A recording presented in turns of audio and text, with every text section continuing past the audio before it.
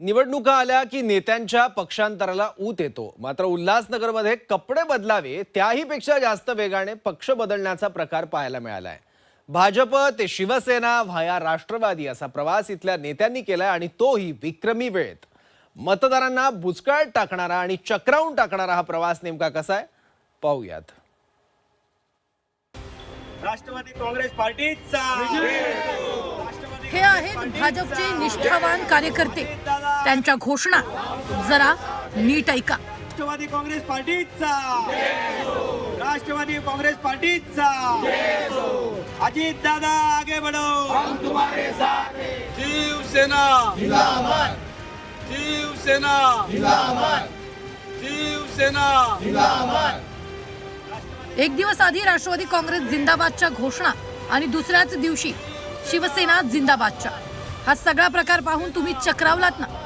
उल्हासनगर महापालिकेच्या प्रभाग क्रमांक 15 मधील हे सर्व उमेदवार निलेश बोबडे, रवी वसेटा, सूरज खारकर आणि दीप्ती उमाळे अशी या उमेदवारांची नावं. खरं तर हे सर्व भाजपचे निष्ठावान कार्यकर्ते होते.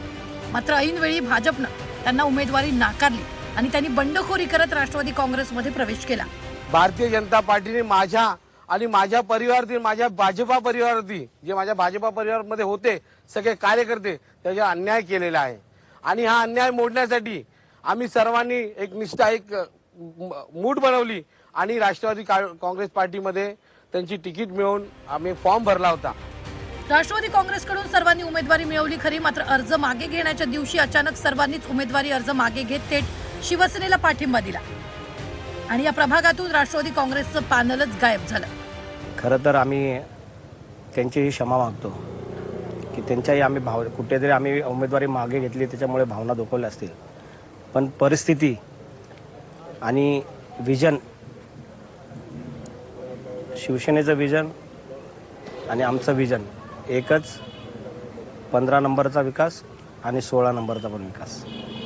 आणि 100% 15 नंबर 16 नंबर पॅनलमध्ये जीवाचं रान करून आम्ही ही निवडणूक शिवसेनेच्या पारड्यात पाडणार. पक्षप्रवेशाचा आणि सोडण्याचा हा सर्व कार्यक्रम घडला अवघ्या 2 दिवसात. म्हणजे अवघ्या 2च दिवसात या उमेदवारांनी 3 पक्ष बदलले.